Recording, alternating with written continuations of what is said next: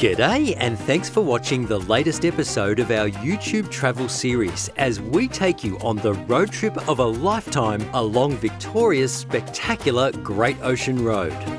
Stretching for just under 250 kilometres, one of the absolute highlights of this drive is seeing the famous 12 Apostles sea stacks. Epic is the word that springs to mind.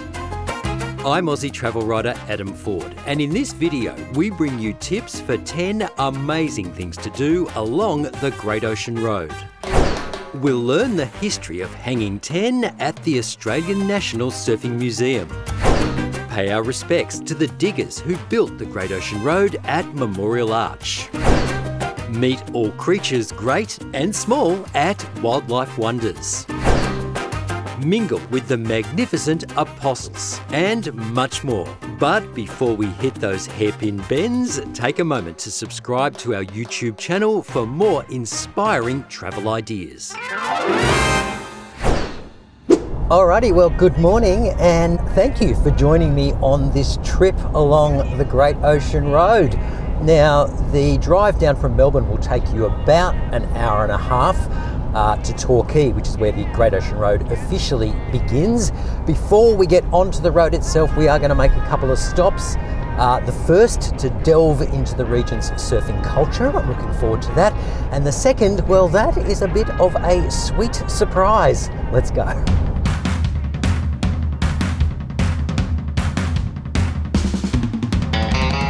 Torquay Visitor Information Centre is home to the Australian National Surfing Museum, which boasts one of the largest collections of surfing memorabilia on the planet.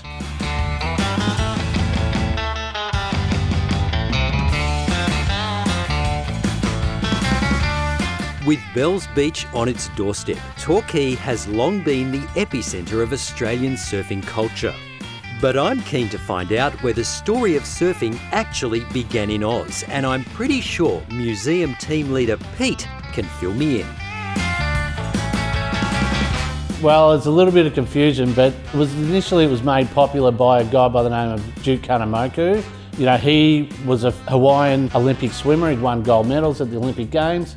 You know, Lorne was always a popular holiday destination, and there were a couple of wealthy businessmen from Geelong. They bought some boards over that they bought from Duke Koontapool, and then they began surfing with those boards in Lorne. So when they were built, they were traditional Hawaiian boards, so they would have been built on the beach in Hawaii somewhere, and just, you know, fashioned out of, you know, the timber that was locally sourced.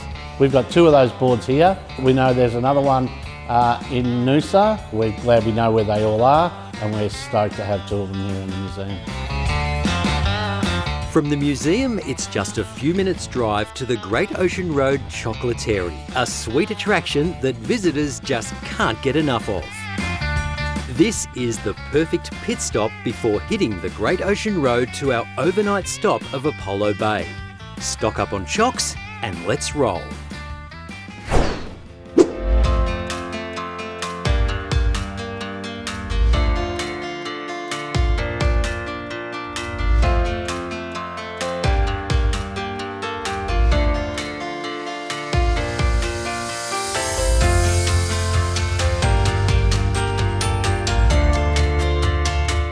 Wow, the Great Ocean Road, what a spectacular drive. What's really interesting about the Great Ocean Road is, of course, it was built by hand by returned service personnel from World War I. Work began on the road in 1919, it wrapped up around 1932, and today it is recognised as the world's largest war memorial. Now, the weather is not looking all that crash hot. We've just arrived in Apollo Bay, so I'm going to head indoors and try one of the region's local specialties. Come with me. Apollo Bay Bakery does everything you would expect a good bakery to do, including excellent coffee. But it's their famous scallop pies that bring all the tourists to the yard. And packed with juicy Bass Strait scallops, they more than live up to the hype.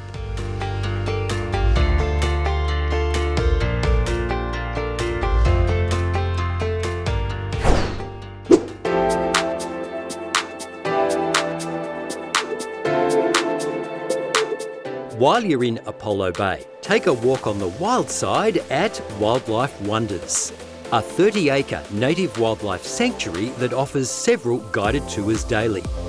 So my name's Johnny. I am tour guide or nature guide here at Wildlife Wonders. So basically we go into a room called the forest room. I'll tell everyone about the equipment we give each person. So binoculars and a listening device so you can hear me better. We watch a short video explaining about Wildlife Wonders. And then we go off on the tour. The tour takes about an hour, 15 minutes, an hour and 20 minutes. And I walk around, and as we see the animals, I explain about the animals. I talk about some of the plants, the trees, the different projects that the Conservation Ecology Centre are doing. Wildlife Wonders was set up originally as a not-for-profit so that the money that comes from here goes towards the conservation work that the Conservation Ecology Centre is doing. So I'll talk about those various projects that they may be working on at any given time. What's your favourite thing about being with wildlife here on the Great Ocean Road? What do you love? Well, I love seeing the animals, and I've seen them many times, but you still get excited by seeing a koala, by seeing any of the animals really. I do love the little potoroos and bandicoots because they're a bit more special, not seen so readily elsewhere, and also it's always, you're never quite sure if you will see them, so it's always nice to see one. And you'll go a couple of tours, you won't see one, and you do, and it's great. So I do love that. And never mind the fact that it's also in a beautiful situation and the views are incredible, and it's just a really nice place to come to work to every day.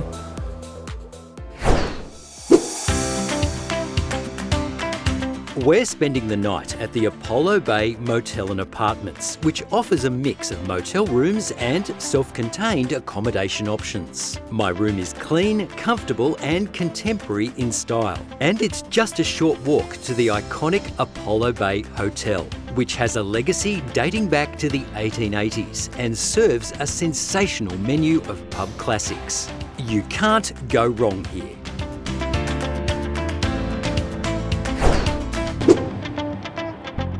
The next morning, I hit the road early towards the 12 Apostles, stopping en route to marvel at the majesty of Maits Rest.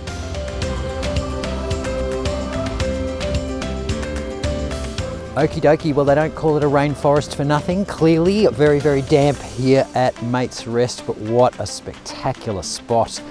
Wow, now there are some great walks along the Great Ocean Road. If you only have time to do one, this is very manageable.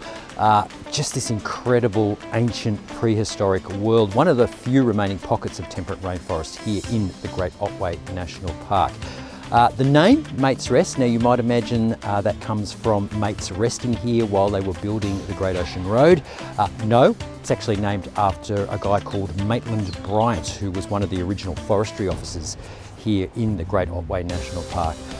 What an incredible spot, well worth a visit. Departing Maits Rest, hang a left to visit the oldest surviving lighthouse on the Australian mainland. Cape Otway Lightstation was constructed in 1848, and the surrounding heritage precinct has plenty of history to share. Next stop, the 12 Apostles. What do you see when you look around? Are you looking for memories lost and found? And what do you see when you close your eyes? And remember the best days of our lives.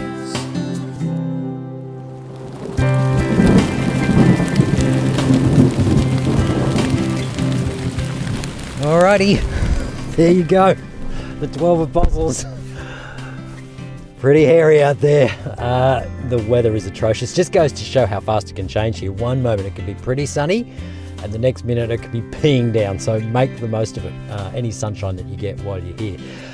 Spectacular though, and wow, the new lookout, amazing. So developed in conjunction with the traditional owners incorporating the colours of the sulphur-crested cockatoo and the red-tailed black cockatoo. Incredible. And there's another new lookout over at the Blowhole, so let's go check that out next. Inspired by the shape of the southern right whale, the stunning Poombeeyt Koontapool lookout wraps around the blustery Blowhole near Lockhart Gorge and will take your breath away, as will the wind chill factor, so rug up.